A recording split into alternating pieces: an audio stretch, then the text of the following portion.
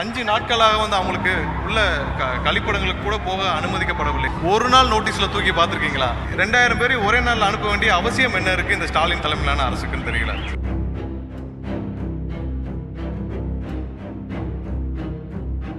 இது போன்ற ஒரு சர்வாதிகார போக்கை இந்த அரசு வந்து கடைபிடித்துட்டு வருது. இவர்களுக்கு கண்டிப்பாக இவங்க போட்ட அந்த ஜிஓவை கேன்சல் பண்ணி இவங்களுக்கு வந்து பணி நிரந்தரம் வந்து செஞ்சு கொடுக்கணும்.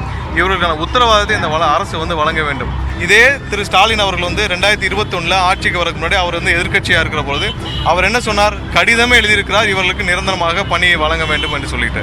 சேகர் பாபு அவர்கள் அவரே வந்து எல்லா விதத்திலும் சும்மா வந்து சிஎம் வீட்டுக்கு கோயிலுக்கு போகிறதுக்கும் வர்றதுக்கும் வந்து பாதுகாவலர் போல சுற்றி வரும் ஒரு அமைச்சர். அவர்களை எட்டி கூட பார்க்கவில்லை சேகர் பாபு அமைச்சர்.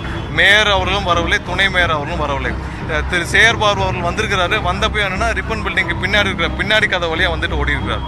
நாளைக்கு இந்த 2000 பேரை வீட்டுக்கு அனுப்பிச்சிட்டு வேற மாநிலத்திலேருந்து பீகார்லேருந்தோ ஒரிசாலேருந்தோ 5000 ரூபாய்க்கு சம்பளத்துக்கு கூட்டு வந்து இங்கே வேலை வைப்பாங்க. 2000 பேரை வந்து இங்கே நடுத்தெருவில் உட்கார வச்சுட்டு 5 நாட்களாக இந்த செய்தால் எல்லா அமைச்சர்களும் போயிட்டு வராங்க, எல்லா அதிகாரிகளும் போயிட்டு வராங்க. யாருக்கும் இவர்கள் கண்ணுக்கு கூட தெரியவில்லை என்பதுதான் இங்கே இருக்கிற பகுதியோட மக்களுடைய ஒரே வருத்தம்.